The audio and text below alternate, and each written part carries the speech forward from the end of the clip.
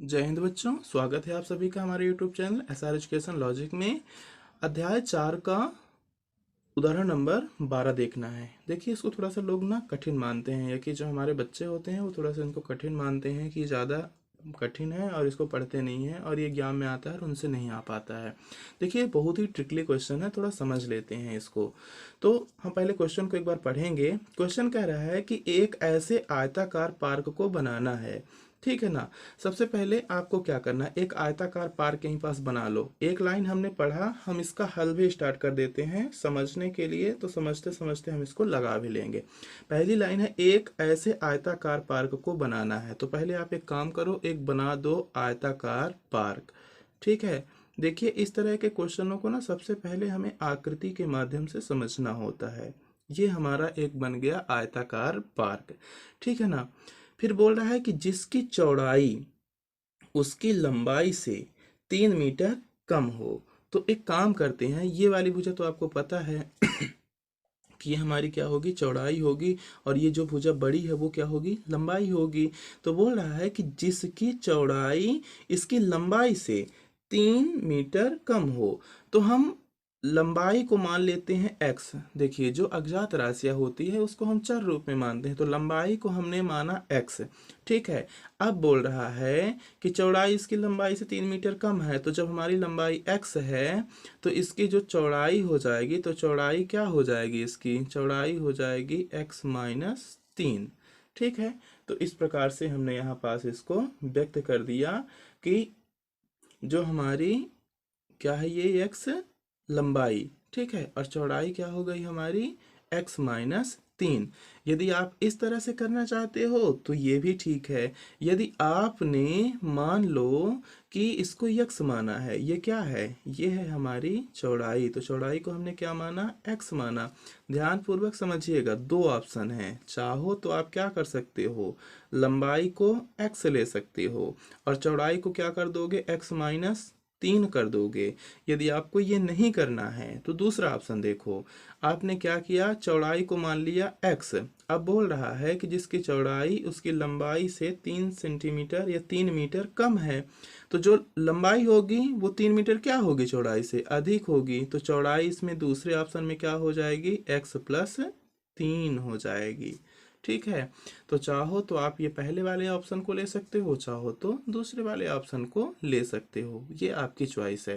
तो चलो, जैसे हमारे बुक में दिया है ये वाला ऑप्शन लिया है, चौड़ाई को x माना है और लंबाई को x+3 माना है, तो हम उसी तरह से ले लेते हैं ताकि आप कंफ्यूज ना हो। यदि आप बुक से इसको मिलाओ तो आपको सेम मिले, ठीक है। बाकी इन मानों में कुछ नहीं रखा है, ये उसी तरह से आपको मान लास्ट में प्राप्त होंगे।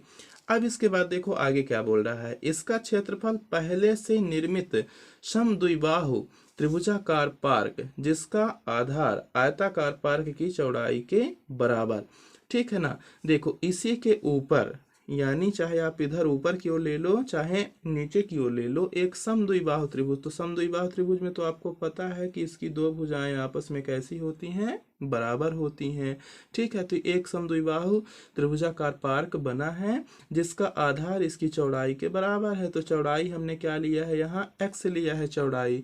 तो जो हमारा त्रिभुजाकार पार्क है उसका भी मान क्या हो जाएगा, या त्रिभुजाकार पार्क के आधार का मान क्या हो जाएगा, x हो जाएगा इस क्वेश्चन के अनुसार, ठीक है ना। आयताकार पार्क की चौड़ाई के बराबर है तथा ऊंचाई 12 मीटर है। अब देखो, ये शीर्ष से सम्मुख भुजा पर ये जो लंब होगा यहीं पास, ये क्या कहलाएगा, इसकी ऊंचाई कहलाएगी। ऊंचाई कितना बोल रहा है, 12 मीटर है, से 4 वर्ग मीटर अधिक हो। तो जब आप इसका क्षेत्रफल एक ज्ञात करोगे, जो समद्विबाहु त्रिभुज है इसकी एरिया जो होगी और जो आयताकार पार्क की एरिया होगी, तो इन दोनों एरिया में जो सम द्विबाहु त्रिभुज की एरिया है, जो आएगा मान उसमें वो 4 अधिक है, तो उसमें 4 फिर क्या करोगे, जोड़ दोगे, ठीक है। अब आकृति के माध्यम से आपने समझा। अब चलिए हम आगे सॉल्व करते हैं। तो देखो, यहाँ पास जो हमारा आयताकार पार्क की चौड़ाई है और समद्विबाहु त्रिभुज का जो आधार है दोनों सेम है, ठीक है ना। तो हम एक लाइन लिख देते हैं कि माना आयताकार पार्क की चौड़ाई बराबर समद्विबाहु त्रिभुज का आधार या समद्विबाहु त्रिभुजाकार पार्क का आधार बराबर x मीटर। देखिए, एक तीर से दो शिकार हो गए, हमें दो बार लिखने की जरूरत नहीं पड़ेगी।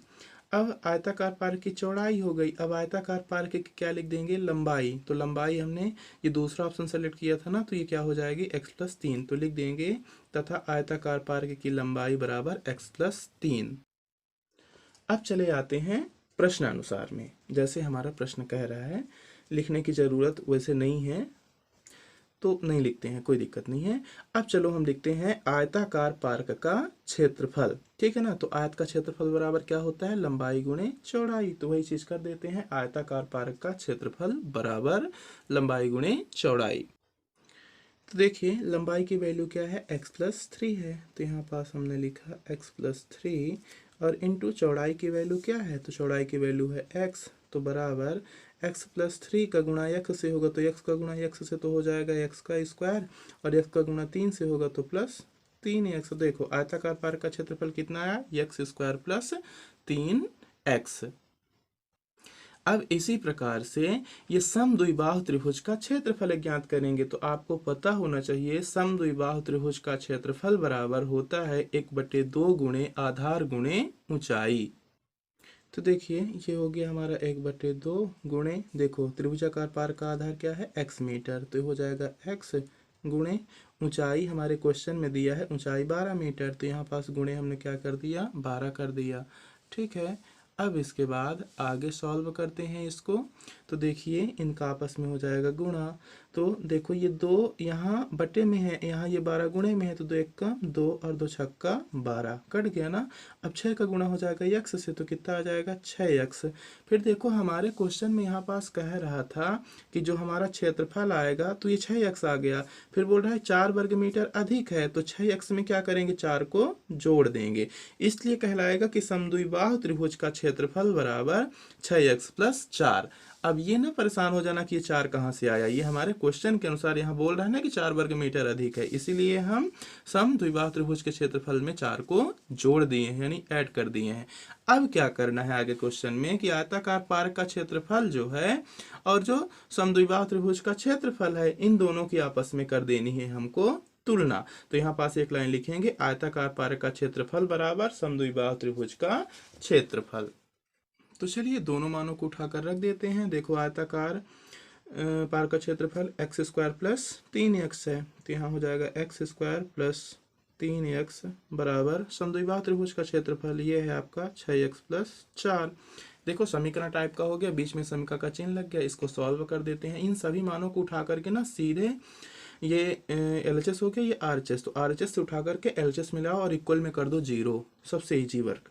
तो ये आपका हो जाएगा x² + 3x है, देखो 6x इधर प्लस में है, इधर आएगा तो माइनस का 6x हो जाएगा, और ये प्लस का 4 है, इधर आएगा तो माइनस का 4 हो जाएगा, और बराबर में आ जाएगा आपका 0, ठीक है। तो ये आपका हो जाएगा x², देखो प्लस का 3x, ये माइनस का 6x, तो ये हो जाएगा, घट जाएंगे तो 6 में 3 घट जाएगा, तो कितना बचेगा, 3x बचेगा, और माइनस का 4 हो जाएगा, और बराबर में आ जाएगा 0।